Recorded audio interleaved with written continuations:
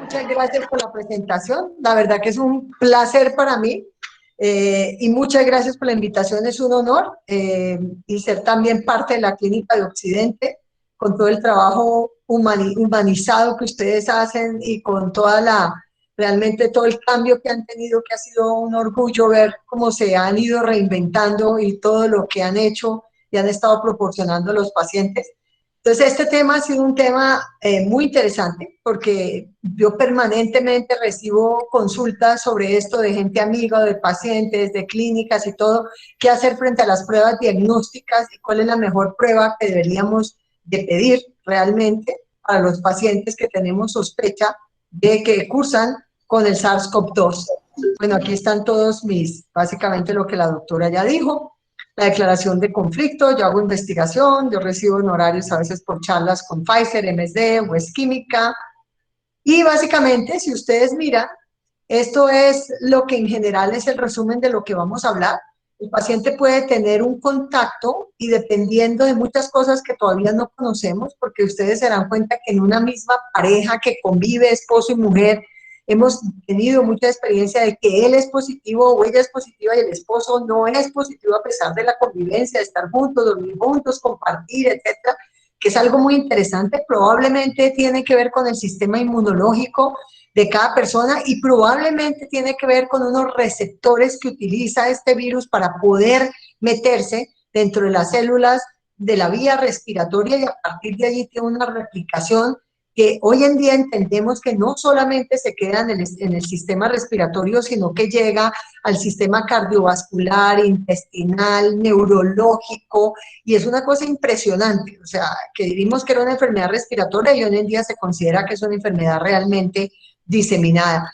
Entonces, a partir del momento que ocurre, básicamente, si uno utiliza el PCR, lo que es importante entender es la dificultad que tenemos con todas las pruebas todavía en las personas asintomáticas, porque no tenemos muchas veces el momento exacto cuando ocurre el contagio, que es el que nos define el momento que la persona podría tener la mayor carga viral, que es básicamente de lo que nosotros utilizamos en tiempos para poder pedir las dos pruebas que son las que más sensibilidad tiene, la que vamos a hablar, que es el PCR y es el antígeno.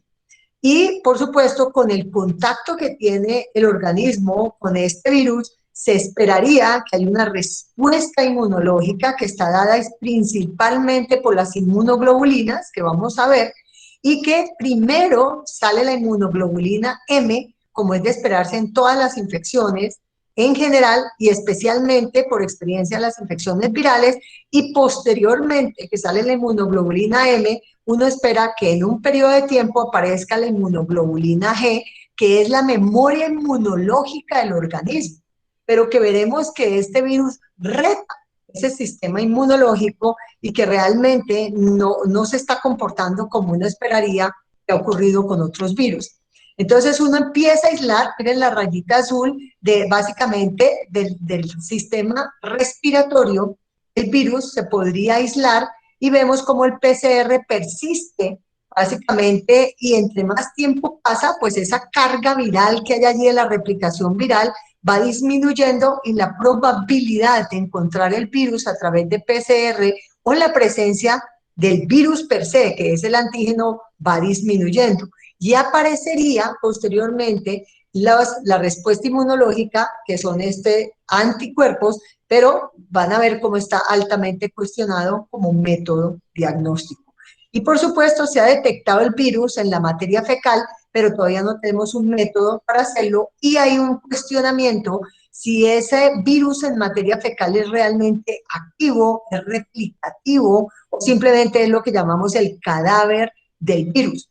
Entonces, hay todavía cosas que no se saben, ¿sí? Es cuánto tiempo realmente se resuelve, pero recientemente, y gracias al estudio especialmente los coreanos que cogieron ese PCR que todavía se detectaba en algunas personas, encontraron que en cultivos virales no había una replicación activa y por eso empezaron a tomar la decisión por costo-beneficio de no repetir el PCR después de 14 días de confinamiento si las personas ya estaban asintomáticas, porque un PCR positivo después de mínimo 3 días de las personas asintomáticas realmente lo que estamos viendo es el cadáver del virus, pero no un virus replicativo que implicaría en las personas ser transmisoras todavía. Y encontramos en muchos casos que las personas podían seguir siendo positivas solo por PCR varias semanas, hasta un mes y 2 meses, y estas pobres personas seguían confinadas cuando estas personas ya no eran contagiosas. Entonces empecemos con las pruebas serológicas, donde básicamente cuál es el comportamiento de los anticuerpos. Entonces, como ustedes ven, cuando aparecen los síntomas clínicos, que es el punto cero, ¿cierto? Uno lo esperaría es que ya en ese momento hay una detección clara del cuerpo del virus y se produce fiebre, escalofrío, dolor en el cuerpo, cefalea, etcétera. Y el primero, como les dije, que sale en la defensa es la inmunoglobulina M. Y esta debe desaparecer, pero una de las cosas interesantes es que puede tomarse, al menos de lo que van las investigaciones, la IgM podría tomarse hasta 6 semanas en desaparecer, lo cual, ahora lo van a ver en una de las diapositivas, cuestionaría también el hecho de que si yo tengo una IgM positiva, no necesariamente soy contagiosa. Yo tendría que tener la fecha exacta en el momento en que tuve el contagio, porque básicamente volvería nuevamente al cuestionamiento de que son 2 semanas en las que yo podría ser contagiosa, pero si la IgM persiste por 4 o 6 semanas, eso no significa nada. Yo puedo seguir aislando a esa persona, pero tiene la IgM positiva, entonces no me está dando la fecha exacta del contagio. Y teóricamente, una semana después, y en muchos virus 2 semanas después, aparece la IgG, la cual es la memoria inmunológica que tenemos, y es la que usamos para definir si yo tuve sarampión cuando estaba chiquita, si yo tuve varicela, si yo tuve rubiola, si yo tengo anticuerpos contra la hepatitis B. Y teóricamente esa IgG, especialmente los virus, debería de persistir, y en algunas otras como la toxoplasmosis, debería de persistir positiva toda la vida. Eso es otro de los grandes cuestionamientos con el coronavirus. Primero, porque las pruebas serológicas son cualitativas y no cuantitativas. Entonces no sabemos si esos anticuerpos que están diciendo que son positivos son realmente protectores, ya lo vamos a ver, y tampoco en este momento se sabe por cuánto tiempo persiste, ¿sí? Entonces, esto es otra de las cosas que en el coronavirus todavía estamos por aprender. Entonces, y hay pruebas serológicas que dan los dos anticuerpos juntos y dicen prueba serológica positiva, y ahí sí usted se queda absolutamente sin saber en qué momento pudo ocurrir el contagio, pero además tienen otros problemas que ya los vamos a ver. Entonces, cuando usted básicamente toma la prueba, ¿sí?, nasofaringia, que lo ideal sería naso y también oral, sería la combinación perfecta, cuando empiezan los síntomas, mire que hay una elevación clara del virus y la replicación viral en las vías aéreas, y esto va cayendo, y se espera que después más o menos de 7 días y 10 días ya el PCR empieza a ser, tiene muy pocas probabilidades de ser positivo porque cae rápidamente, el virus prácticamente está metido adentro de las células y es muy poco detectable, y los anticuerpos deberían de ser la forma de diagnosticar qué tan temprano o tardío podría ser ese contacto que se tuvo. Entonces debería de haber teóricamente ahí un overlap. Entonces, en este reporte, para mostrarles que esto no es tan fácil con el coronavirus, que me pareció un estudio muy interesante publicado por los chinos, miren los patrones del comportamiento del IgM y IgG en este SARS-CoV-2. Los anticuerpos IgM y IgG específicos de anti-SARS-CoV-2 no eran detectables en los primeros días de infección, o sea, desde el día 0 hasta el día 3, en este. Pero ahora les voy a mostrar que hay pacientes que puede que nunca hagan los anticuerpos detectables. Los anticuerpos IgM fueron detectables desde el día 4 en adelante y aumentaron con el tiempo, alcanzando un máximo en el día 20. Entonces, si yo a una persona tuvo un contacto y le tomo los anticuerpos en el día 3, 4, 5, 6, 7, puede que sean negativos. En general se considera que la ventana son 10 días, donde puede haber un falso negativo, no hay anticuerpos, pero la persona sí pudo haber tenido un contacto. La tasa, miren esto, la tasa de positividad del anticuerpo IgM fue de solo del 60%, con una marcada reducción en los niveles de anticuerpos 4 semanas después de la aparición de la enfermedad. No todo el mundo se positiviza. Anticuerpos IgG, por el otro lado, que son los que yo esperaría que persistieran y estuvieran allí, fueron detectables desde el día 7 en adelante, alcanzando un máximo en el día 25. Y estos anticuerpos séricos se mantuvieron a un nivel alto después de 4 semanas de infección. Pero, a ver, tenemos varios problemas. ¿Cuáles son las limitaciones? La calidad de rendimiento de la prueba. La FDA no verifica, que es la que le da la bendición, automáticamente el rendimiento de cada una de estas pruebas y se basa principalmente en la presentación de los fabricantes y de sus resultados. Estas pruebas no han sido validadas con estudios clínicos, como ha pasado con muchas otras pruebas. Hay preocupación por el rendimiento de las pruebas, no todas las pruebas tienen autorización de la FDA, pruebas con un menor rendimiento tendrán más resultados falsos cuando hay una baja prevalencia de la enfermedad. Solo un 50% de los casos se podrá detectar anticuerpos IgM y IgG en el 7º día cuando aparecen los síntomas. Un resultado serológico negativo durante los primeros 7 días no descarta la enfermedad. Entonces, si una persona es asintomática y yo no sé cuándo se contagió, en qué momento le tomo la prueba, entonces bien complicado. Ahora, lo peor, resultados falsos positivos. Yo recibo consultas, cada vez me salió positivo, me salió positivo. ¿Eso qué significa? Entonces, miren esto, con una baja prevalencia del COVID en la población, existen limitaciones con la interpretación de resultados positivos. Lo más grave es que en Colombia y probablemente en ningún país del mundo se conoce la prevalencia. ¿Cómo se podría conocer la prevalencia? Haciéndole anticuerpos a todo el mundo y confiando que estos anticuerpos realmente están detectando el SARS-CoV-2. Los otros tenemos resultados de poblaciones que teóricamente estuvieron expuestas o estuvieron a riesgo, pero eso no es la seroprevalencia o la prevalencia real de la población. Entonces, por ejemplo, una comunidad de 100 individuos con una prevalencia de la enfermedad del 5%, si se utilizara una prueba serológica con una especificidad del 95%, ¿cierto? O sea, que es realmente el SARS-CoV-2, en esta población se esperaría que tuviera un 5% de falsos positivos. ¿Sí? 5 de 100. También se esperaría 5 verdaderos positivos, o sea que la prevalencia de la enfermedad es del 5%. Entonces, en general, esta prueba reportaría 10 resultados positivos, pero sin embargo, solo el 50% de los resultados serían precisos, mostrando la limitación inherente de estos tipos de pruebas en situaciones de baja prevalencia de una enfermedad, en este caso, el COVID-19. Lo otro, o sea que, para resumir, 50% de las pruebas pueden ser falsos positivos. 50% de las pruebas son falsos positivos. ¿Y qué decir? Porque estas pruebas cruzan con otros coronavirus, que son los coronavirus del resfriado común, que hemos tenido todos. Y además cruzan también con pruebas positivas de dengue, que es endémico en nuestra ciudad y en muchas ciudades del país. ¿Sí? El estado inmune. Algunas personas no hacen anticuerpos, otras lo hacen simultáneamente o en forma tardía. Sube IgM, IgG y te quedas sin saber en qué momento puede ocurrir la enfermedad y en qué estadio estás. O sea, ¿estás contagioso o ya lo resolviste? No se sabe.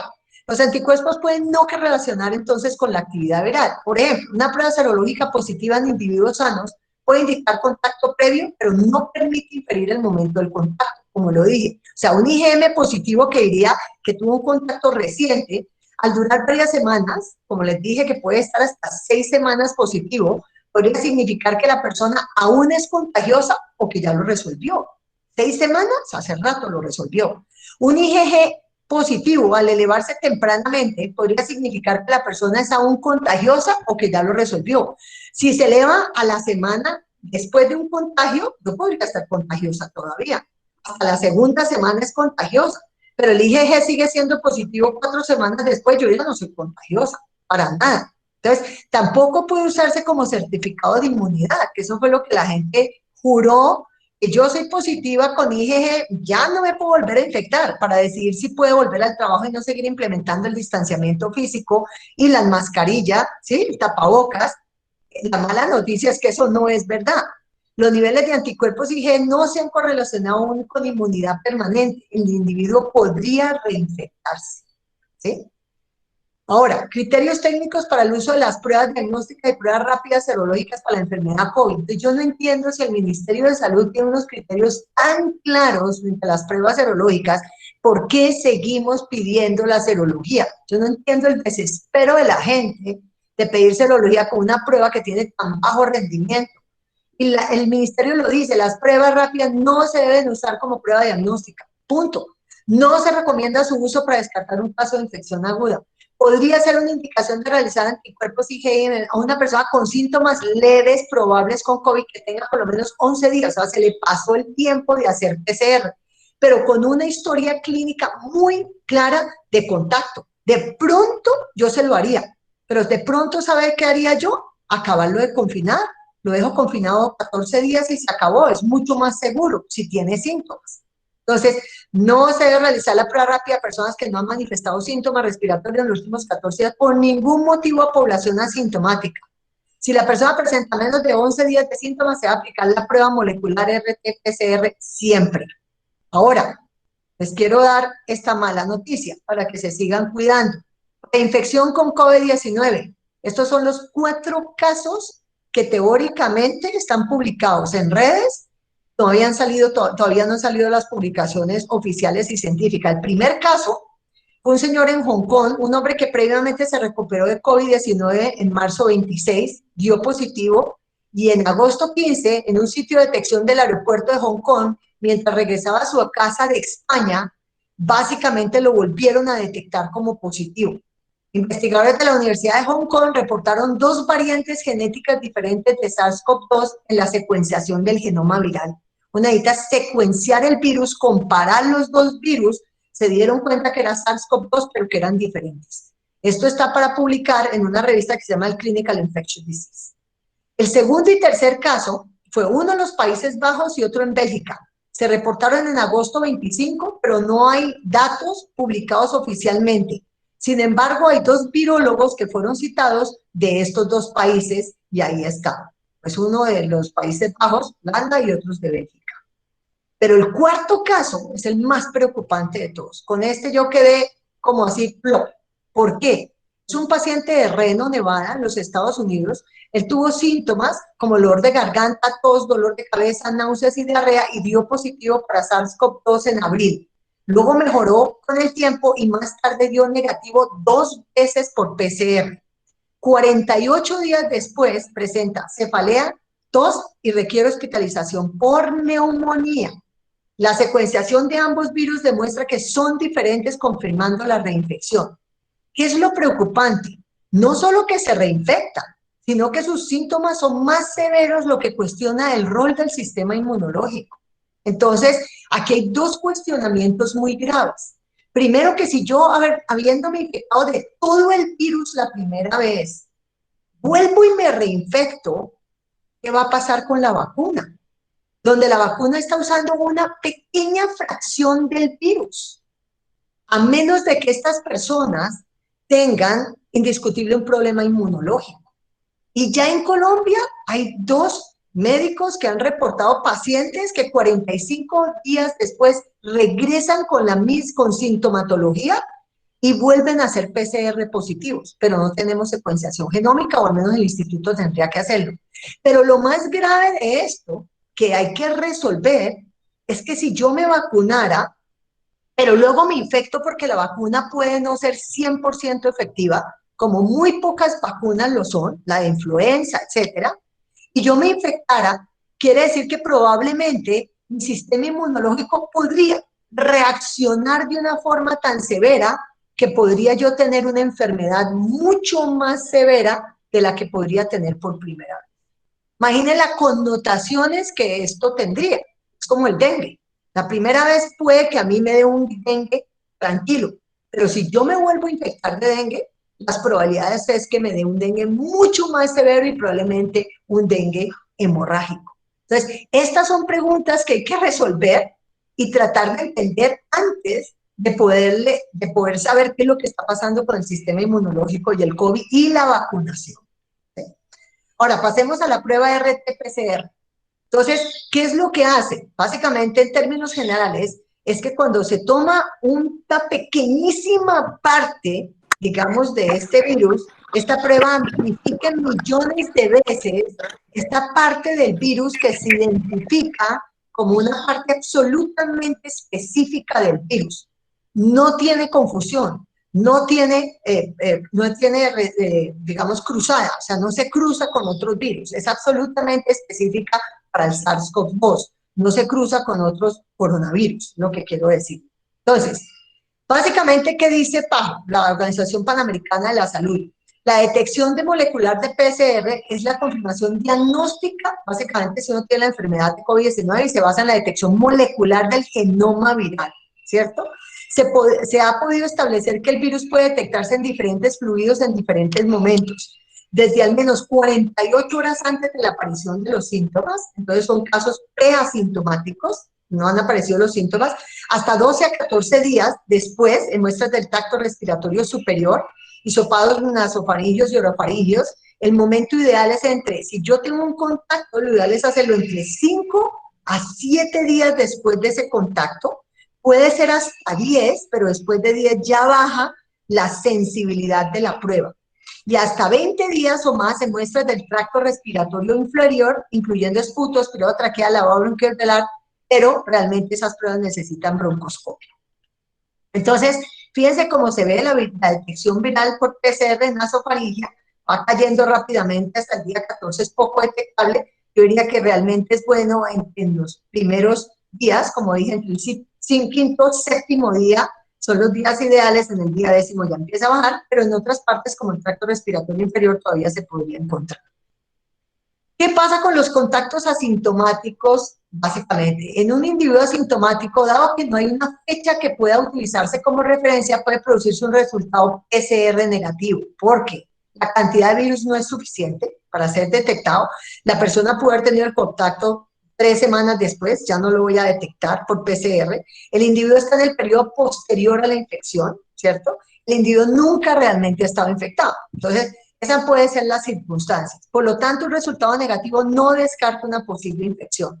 Pero si como parte de una vigilancia activa, trabajadores de la salud, cuidadores en residencias de ancianos, etcétera, se obtiene un resultado PCR positivo, no hay discusión. Es positivo, así sea la persona sintomática. O sea, un PCR positivo, nadie lo discute. Un PCR negativo, uno tiene que mirar si lo repite porque hay un contacto estrecho muy cercano y uno se lo tomó muy tempranamente, ¿sí? Y eso a veces es una equivocación. La gente tiene un contacto estrecho y sale corriendo a tomarse el PCR. No, toca aislar a la persona, uno esperar 5 días o 7 días e ir y tomarse el PCR. Entonces, ¿qué dice el Ministerio de Salud? ¿Cuándo se toma PCR? Persona con probable COVID-19 atendida en servicio de urgencias, hospitalización, persona que fallece por probable COVID, persona atendida en el ámbito domiciliario o ambulatorio con factores de riesgo, que esto es un pesar, porque realmente yo digo que aquí perdimos mucho del esfuerzo que se hizo el confinamiento, porque desafortunadamente las EPS no tuvieron la capacidad de hacer las pruebas suficientes en los contactos estrechos y hacer el cerco epidemiológico, que era lo ideal para dividir los positivos de los negativos. Mire lo que dice, persona asintomática con o sin factores de riesgo con contacto estrecho de un caso confirmado con COVID. Muchas veces, muchos de los pacientes han llamado y mientras no tengan síntomas no se las toman, a pesar porque entonces se van a contagiar y uno no sabe qué hacer con ellos. ¿Cierto? Y por ahí eso dice otras personas con criterio médico y realizar el PCR siempre entre 5 y 7 días del último contacto de riesgo. Pasemos a la prueba del antígeno. Básicamente, esta es una de las pruebas que se está haciendo. ¿En qué consiste realmente la prueba del antígeno? Se hace muy parecido y realmente es mucho más fácil la técnica y es realmente una técnica de flujo, como ustedes la ven allí, donde básicamente tiene unos anticuerpos que detectan la presencia del virus directamente. ¿Cierto? Entonces, ¿cuáles son las limitaciones? Falsos negativos debido a una carga viral baja. Si yo tengo o muy tempranamente o muy tardíamente en una replicación viral muy bajita, porque apenas está empezando o ya la estoy resolviendo, ese poquito de virus no va a ser suficiente para que esos anticuerpos contra el virus lo detecten, ¿cierto? Entonces la sensibilidad de esta prueba es inferior a la del PCR con un límite de detección, aquí dice de 50 picogramos por mililitro. O sea, hay un límite de detección. Entonces, si es negativa, no quiere decir que usted no haya tenido el virus, simplemente que la prueba no se lo puede detectar.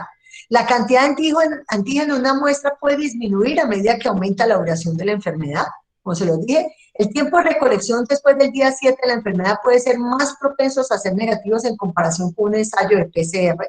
La variabilidad en el muestreo, a veces no toman la muestra adecuadamente, puede agravar aún más el problema en casos con títulos virales bajos, aumentando así la tasa de falsos negativos. El procesamiento rápido tiene estabilidad de 1 hora a temperatura ambiente o de 4 horas refrigerada, ojo, la sensibilidad es del 84.3%, pero si es positivo, no hay discusión, ese es el virus. Se estaba hablando en algunos reportes que podía tener un cruce con otros coronavirus, pero eso todavía no ha estado realmente reportado, según los proveedores, ¿cierto? Recuerden, el PCR tampoco es 100% sensible, porque depende del momento que se lo tomes. Entonces, ninguna prueba es 100% sensible, pero el PCR sí tiene una sensibilidad alrededor del 90%. ¿Cuáles son las ventajas? Indiscutibles. Rapidez en dar resultados, entre 10 a 30 minutos en comparación con las horas para las pruebas de RT-PCR. Facilidad para hacer el procesamiento de la técnica de la prueba es mucho más fácil. Facilidad de interpretación, te sale la banda positiva. ¿Cómo se podría mejorar su sensibilidad? ¿Qué es lo que se está diciendo, digamos, cuando uno entra y busca esta prueba? Con anticuerpos monoclonales específicos contra SARS-CoV-2 y concentrando el antígeno y amplificando esta fase de detección. Por lo tanto, las pruebas de antígenos son menos sensibles que las pruebas moleculares que detectan ácidos nucleicos virales, como el PCR. Un resultado negativo de la prueba significa que los antígenos del SARS-CoV-2 no estaban presentes en la muestra por encima del límite de detección, pero no descarta COVID-19 y no debe utilizarse como única base para el tratamiento para decisiones de control de infecciones. Entonces, si yo tengo síntomas, me hago el antígeno por facilidad, rapidez y todo, y soy negativa, se debe hacer un PCR en el tiempo que estamos diciendo entre 5 y 7 días. Pero si el antígeno es positivo, no hay discusión. Usted es positiva y prácticamente tiene un SARS-CoV-2. ¿Qué dice la Asociación Colombiana de Infectología, sí, del uso del antígeno viral? La prueba de antígeno viral puede ser usada para diagnosticar infección por SARS-CoV-2 en personas sintomáticas con manifestaciones similares a la influenza, porque pues es muy parecido al SARS, entre los primeros 10 días de síntomas para tamizar antes de terapia oncológica por la velocidad o procedimientos quirúrgicos selectivos prioritarios y en estudios de contactos asintomáticos a los 7 días de exposición, incluyendo trabajadores de la salud, cuando la prueba de RT-PCR no está disponible en los tiempos recomendados por el consenso. Ese es el problema, la falta de disponibilidad del RT-PCR y los tiempos tan prolongados que desafortunadamente se estaba tomando el PCR. Entonces, si yo tengo que tomar una decisión, básicamente el antígeno me da en ese sentido la mano. Entonces, lo último, muy claro, no se repite PCR control después al día 8 de inicio de síntomas, después del 8º día de inicio de síntomas, la posibilidad de tener virus viable es infrecuente y disminuye considerablemente a medida que aumenta el tiempo. Se ha excluido la necesidad de segunda muestra para definir curación. Esto aplica a toda la población con excepción a las personas inmunosuprimidas, las cuales pueden excretar el virus por mayor periodo de tiempo. ¿Qué es lo seguro? Que la persona tiene síntomas y básicamente usted debería de contar 10 días más los días de síntomas, que usualmente son 3 o 4, eso le da 14 días. Pero lo que usted sí tiene que tener absoluta certeza es que esa persona mínimo tiene que tener 3 días completamente asintomática. Entonces, no puede seguir teniendo moqueadera, malestar, etcétera. Usted le tiene que seguir corriendo el tiempo de confinamiento. Y en los completamente sintomáticos que dieron positivo, probablemente necesita solamente 10 días y esas personas pueden volver otra vez a su actividad. Entonces, en conclusión, el RT-PCR sigue siendo el gold standard para el diagnóstico de COVID-19. Es importante considerar el tiempo del contacto estrecho para hacer un uso adecuado del PCR y aumentar su eficiencia, lo mismo que el antígeno. No se requiere repetir el PCR para terminar el confinamiento. Las pruebas serológicas no deben usarse para diagnóstico y mucho menos en personas asintomáticas. El antígeno viral deberá usarse con cautela en manos expertas para hacer una interpretación adecuada del resultado. Una prueba negativa no descarta la enfermedad y deberá hacerse un PCR si es necesario. La velocidad de realización del PCR y entrega de resultados, así como el cerco epidemiológico, es el core, realmente el núcleo para manejar esta pandemia. De lo contrario, hemos perdido la batalla con un costo social y económico gigantesco. Muchísimas gracias. Muchísimas gracias a la doctora Villegas, excelente, concreta, clarísima. Entonces, por favor, si tienen dudas o inquietudes, por favor las pueden plantear en el chat. So if you have, Sí, doctor. Adelante. ¿Dónde está? ¿Qué importancia, doctora Villegas, qué importancia clínica tiene la PCR en materia fecal? Todavía que yo sepa, ninguna. Lo único, pues ninguna desde el punto de vista todavía diagnóstico, porque no se sabe cuál es el papel, pero sin embargo, muchos investigadores han tratado de decir que ojo con la contaminación o la transferencia fecal oral, que en ese sentido hay que cuidarse, ¿sí? Porque todavía no se conocen las implicaciones de la excreción que podría tener el virus, sobre todo en las fases iniciales en la materia fecal. ¿Cómo plantear el retiro de aislamiento de un paciente COVID-19 a sala no COVID? Tiene toda la razón, esa es la pregunta más difícil. Yo decía, que no me la hagan, que no me... No sabe cuál es el problema, la sintomatología del paciente. Y ahí es bien difícil diferenciar un paciente que estuvo en ventilador, que tiene una inflamación respiratoria, el tracto respiratorio, porque este virus produce unas inflamaciones impresionantes. Los pacientes con EPOC quedan vueltos nada, hasta los pacientes jóvenes ya están empezando a hablar, si ustedes miran los reportes, de los efectos crónicos del COVID. Las personas quedan con alteraciones neurológicas de falta de concentración, encima es un cansancio impresionante y unos cuadros respiratorios. Hay personas jóvenes que cuando salen del hospital no pueden volver a hacer ejercicio en un tiempo determinado, se asfixian, hay unas disneas impresionantes. Bien difícil diferenciar si ya los síntomas del COVID se resolvieron, pero yo diría que le daría los 14 días y básicamente lo trasladaría a una sala no COVID, a menos de que esté inmunosuprimido. Allí de pronto, cuando tengo esa zona gris, de pronto sería la única indicación que yo le haría un PCR a ese paciente para estar completamente seguro. Ahora, si usted me dice, si sale positivo, me fregué. Tendría que ser por criterio clínico. De pronto, si está ya resuelto todos sus signos y síntomas y lo único que me queda básicamente es que el paciente está resolviendo su sintomatología común y corriente, yo le seguiría al paciente poniéndolo en barreras de contacto, ¿sí? Y de gota. Bueno, otra pregunta, doctora, dice, si un paciente cumplió sus 14 días de aislamiento y persiste con síntomas, ¿quiere decir que debe permanecer aislado hasta que tenga 3 días de asintomático? Sí.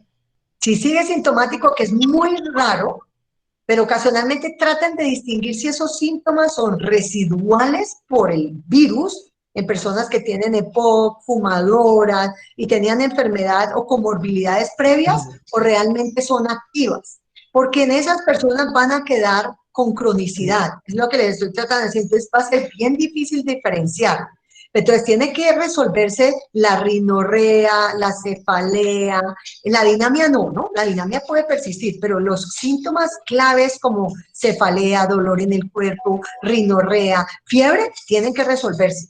Si queda dinamia, eso es otro cuento. Todos los virus pueden llevar a una dinamia de 2 o 3 semanas, ¿sí? Y ojo con los síntomas respiratorios, que tal vez son los más difíciles de entender si un paciente tenía un EPOC, un enfisema, es un paciente asmático, es un paciente de edad, puede esos síntomas persistir, pero lo otro se tiene que resolver. Entonces es que estar muy seguro qué se resolvió y qué persiste como residual, ¿sí? Pero si sigue sintomático activo, no le puedes quitar el confinamiento hasta que se resuelva.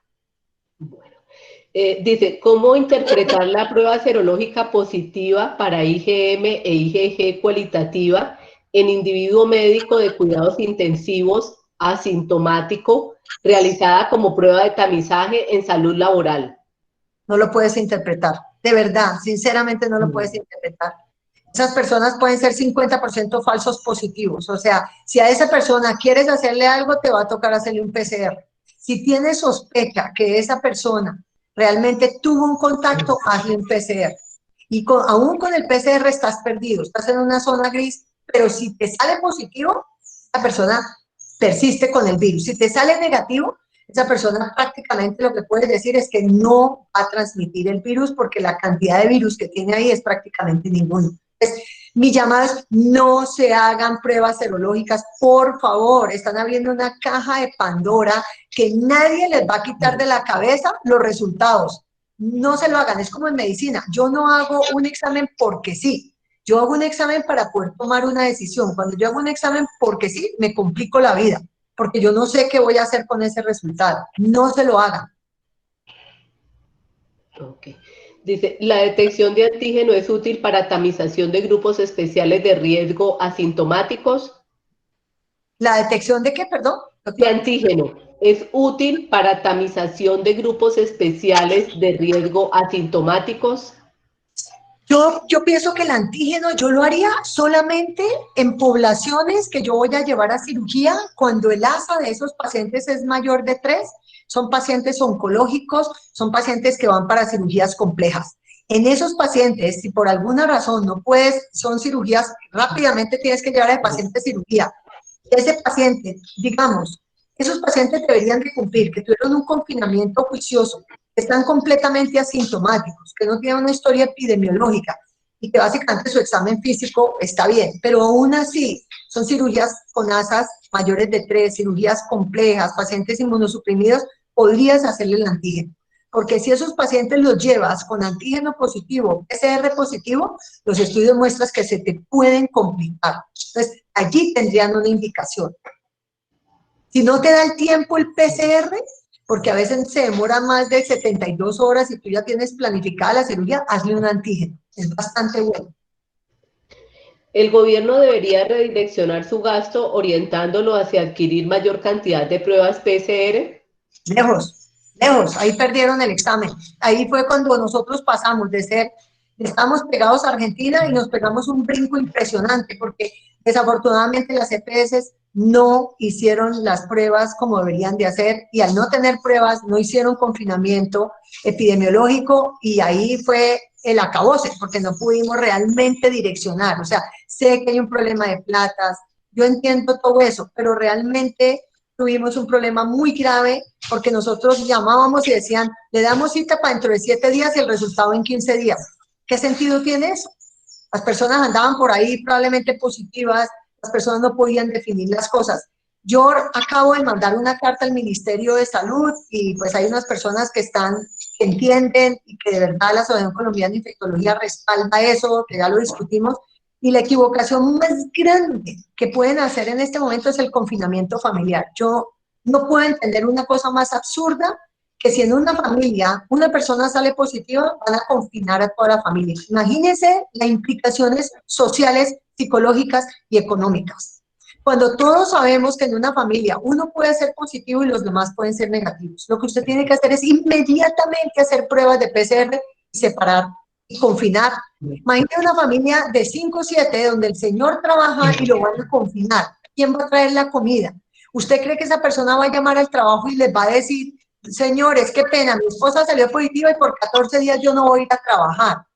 ¿De dónde se inventan una cosa de esa? Yo revisé los artículos y ¿sabe qué me llevé la sorpresa? Los artículos vienen sobre todo de Wuhan, de China, donde ellos demuestran que solo el 17% de las personas, de las familias, en el 17% de las familias, el 17% se positivizó. Y esa positivización ocurrió en la fase preasintomática, en la fase asintomática, porque cuando la persona era asintomática, inmediatamente las familias tomaban decisiones.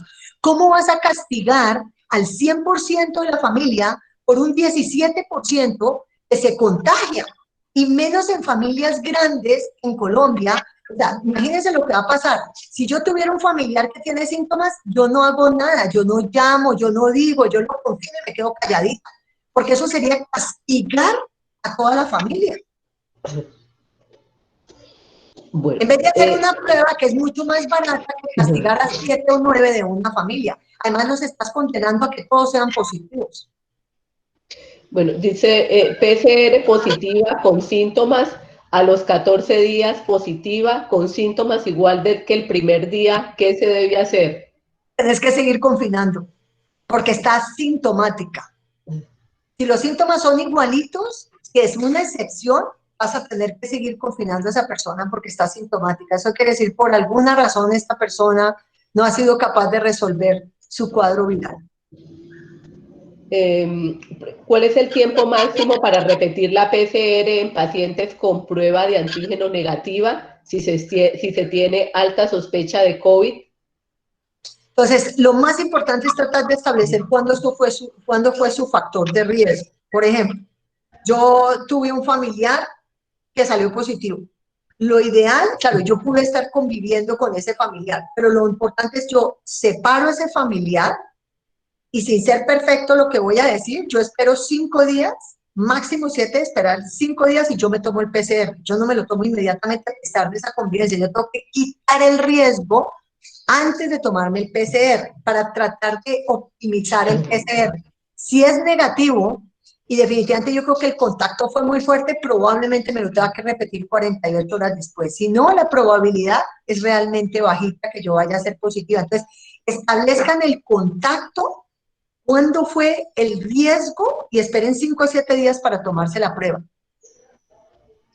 El doctor Gabriel Cárdenas dice: felicitaciones, pero la vacuna realmente no va a ser una solución real por la inducción de la respuesta inmune y el tipo de anticuerpos inducidos. ¿Cuál es el verdadero panorama? Pues tenemos que esperar para no ser tan negativos a ver qué va a ofrecer la vacuna, pero lo que les quiero decir es que va a ser, o sea, hay un panorama muy difícil. Ahí tiene muchas preguntas y muchos cuestionamientos antes de que todos salgamos a decir cuando salga la vacuna esto se va a resolver. Vamos a ver, el reto es muy grande para la vacuna porque es la primera vez que tienen que producir una vacuna para el mundo entero. Y si esta vacuna va a tener que revacunar cada 4 meses porque perdemos la inmunidad, esto va a ser un reto casi imposible de lograr, ¿cierto? Entonces, esto, bueno, ¿qué haría yo como industria farmacéutica? Yo también le apostaría, seguiría con la vacuna, pero le apostaría a un tratamiento en el cual cuando yo tenga el primer síntoma, yo me tome algo que me corte el virus y yo no tenga que llegar a hospitalizarme. Eso sería lo ideal, una terapia que definitivamente evite la progresión de la enfermedad. Con eso prácticamente podríamos lograr volver a una vida normal. El riesgo es que todos terminemos hospitalizados y en cualquier momento tenemos el riesgo de morirnos y de complicarnos. Bueno, dice, en el ámbito médico, si hay compañeros positivos con síntomas, ¿los contactos se deben hacer PCR al 7º día o esperarse si hay síntomas? No, tienen que hacérselo al 7º día, entre el 5º y el 7º, urgente, es lo que llama el cerco epidemiológico. Apenas yo detecto un positivo, yo tengo que investigar cuál fue el riesgo real de los que estuvieron alrededor de él. Si yo estuve cerca de esa persona, pero usé mi tapabocas, mantuve el distanciamiento de 1 o 2 metros, no me solté a tomarme el tintico, no me fui a la cafetería pues a conversar, que eso es lo que todos hacemos porque creemos que en el hospital estamos en una burbuja protegidos. Recuerden, la mayor parte de las personas positivas vienen de la comunidad, eso es verdad.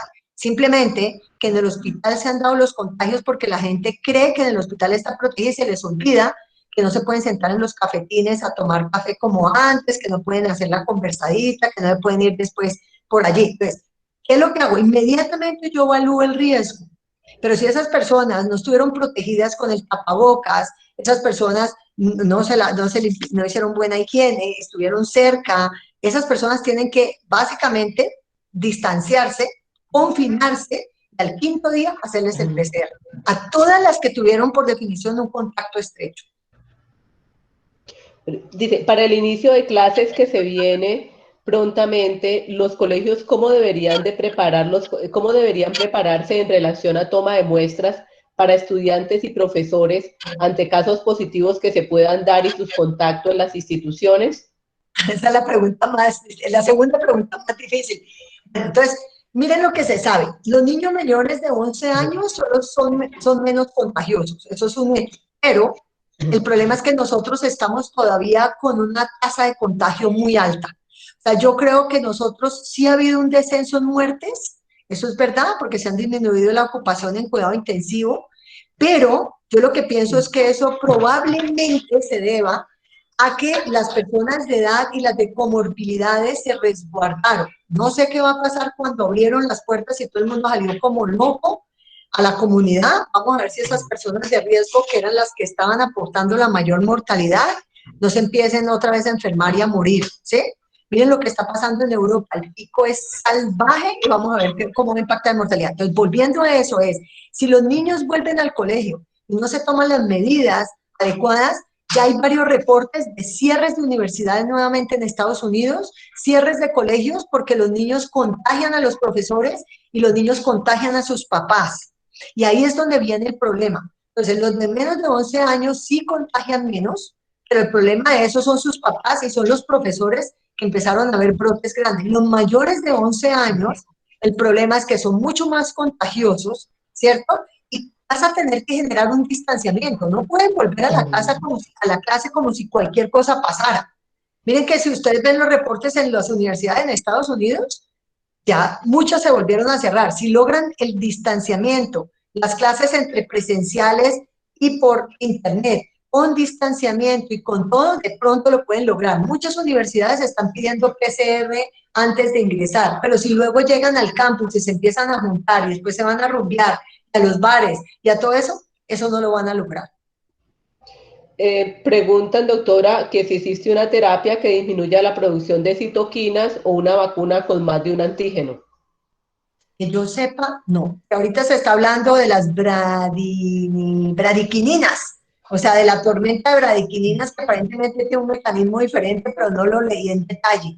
O sea, lo que sí se sabe es que nuestro sistema inmunológico tiene una respuesta que es básicamente la que termina haciéndonos un daño impresionante. Entonces, hay que esperar a ver qué es lo que la vacuna realmente logra y cuál es la respuesta inmunológica que la vacuna va a lograr. Todavía no sabemos. Del servicio de endoscopia de clínica, Jennifer pregunta, doctora, si es prudente realizar prueba a los pacientes que se les va a realizar la CEPER o la endoscopia previa al procedimiento. Yo creo que como política no se le debería hacer a todos a menos de que los pacientes tengan condiciones especiales. O sea, lo que hay que hacer es tomar todas las medidas ustedes con su máscara, su careta, su N95 y pues las batas antifluidos, realmente por el riesgo de que vomiten, hagan secreciones, etcétera, etcétera. Sí. Pero no creo que todo sea de rutina que se les tenga que hacer a menos de que haya una condición especial. La historia, hay varios reportes de que la historia epidemiológica del examen físico realmente tiene una sensibilidad bastante alta. Ahora, tenemos un problema, que la gente miente. Y eso es verdad. Y la gente por miedo empieza a decir que no tiene nada, que eso era una gripita y que no tuvo nada y que eso le quitó con un Dolex. Y es por eso hacer una historia epidemiológica realmente creíble, sé que es difícil. Si ustedes tienen una sospecha, háganlo. O sea, bájele el punto de corte a lo máximo que ustedes puedan, porque hoy en día es verdad, cualquier cosa, hasta no demostrar lo contrario, es COVID-19. Así, diarrea, alteraciones neurológicas, infarto, lo que ustedes quieran. Desafortunadamente es COVID, hasta no demostrar lo contrario. Pregunta, si PCR es positiva a los 14 días, ¿se debe repetir nuevamente? Si la persona está sintomática, no. No se la repita porque, de verdad, como digo yo, eso es el cadáver del virus. Si la persona ha sido siempre asintomática, no. Porque lo que se sabe es que la carga viral de esa persona es absolutamente insignificante y no va a ser transmisora. O sea, la probabilidad de transmitir es demasiado bajita. Si fue sintomática, pero dejó de ser sintomática y ha tenido básicamente una semana de ser asintomática, no se la repita. No se la repita porque es lo mismo, usted resolvió la carga viral, esa persona la está resolviendo, pero recuerden, es que no estar positivo y volver como si nada. Eso es el mensaje que uno tiene que dar. Usted regresa a su trabajo con distanciamiento físico y con mascarilla y con lavado de manos. Es que el problema del COVID es que la gente piensa que le dio y se acabó. No, señor. Hay que decirle a la gente, usted tiene que seguir teniendo exactamente los 3 pilares que estamos aplicando para todo el mundo. ¿Cuánto tiempo puede permanecer positiva la PCR? ¿Cuánto tiempo permanece? Depende, porque hay gente que ha tenido 1, 2 y 3 meses PCR positivo, y lo hemos tenido, pero es la excepción. La mayoría de la gente debe negativizarlo después del 14º día. ¿Qué piensa usted, doctora, del uso del interferón? Hay muy poca evidencia. sinceramente, o sea, yo no lo utilizaría. Mire lo que ha pasado por la presión política y todo, o sea, lo del suero con plasma, la FDA lo aprobó, pero la mayoría de los científicos piensan que todavía no está la evidencia suficiente como para hacerlo un tratamiento indiscriminado. Entonces, hay mucha presión por el desespero de la gente, pero no es. Si ustedes miran la evidencia del interferón, no existe desafortunadamente en este momento. Bueno, y la última pregunta que tenemos, doctora, es ¿qué concepto tiene sobre si se debe solicitar PCR a todo paciente crítico, paréntesis de UCI, que va a ser llevado a cirugía? Yo diría que sí, sí se puede. Porque los pacientes críticos tienen, si son positivos, tienen un riesgo mucho más alto de complicarse y de morirse. Eso sí es verdad. Y la última es, ¿el asintomático transmite la enfermedad? Sí. Claro que sí. El asintomático positivo, recuerden, sí transmite la enfermedad, por eso está ligado con una pregunta que me hicieron. Si yo tuve un contacto con una persona COVID positiva, ¿espero que tengo síntomas? No, no puede esperar que tenga síntomas porque si usted llega a ser positivo y no se hace la prueba, usted sigue transmitiendo en su casa y en otras partes. A los asintomáticos hay que pararlos de una para que dejen de transmitir. Esos son los grandes transmisores. Bueno, su concepto acerca de la ivermectina. Ay, esperemos que salga el estudio, porque miren, realmente la ivermectina es un estudio in vitro, yo sé que no hace daño, pero nadie sabe la dosis. Y fíjense lo que pasó con la hidroxicloroquina. Todo el mundo le apostó a la hidroxicloroquina. In vitro inhibía la replicación viral. In vivo, cuando la empezamos a dar, estuvo asociado a mayor mortalidad. Probablemente con la ivermectina no va a pasar eso, porque la hidroxicloroquina lejos tenía más efectos secundarios. Pero ¿cuál es la dosis? Si ustedes miran como la gente se la está tomando 3 gotas por kilo, 1 gota por kilo, pero cada día por 3 días, nadie sabe. Y nadie sabe si los niveles de ivermectina están llegando realmente al pulmón. Eso no lo sabe nadie. Entonces, no se puede aconsejar en forma... Se le apagó el micrófono. Doctora María Virginia, se le apagó el micrófono. Sí, sí. Entonces, la ivermectina, nadie sabe la dosis. No la aconsejo en forma masiva porque la gente cree que eso es salvador, lo va a proteger de que le dé el virus y pierden lo más valioso que es el distanciamiento físico, lavado de manos y la mascarilla quirúrgica. Por eso me opuse y en el radio en toda parte dije no ivermectina masivamente porque eso no está aprobado. Si ustedes miran la estrategia en Guayaquil, no se basó en ivermectina. La vieja estuvo una estrategia espectacular en otros países, hay múltiples intervenciones, entonces esperemos a la ivermectina. Es como la colchicina, si ustedes miran en la colchicina, ese tiene un estudio griego impresionante, es un inmunomodulador que tiene mucho más sentido, pero tampoco podemos salir a dársela a todo el mundo en forma masiva, por ahora.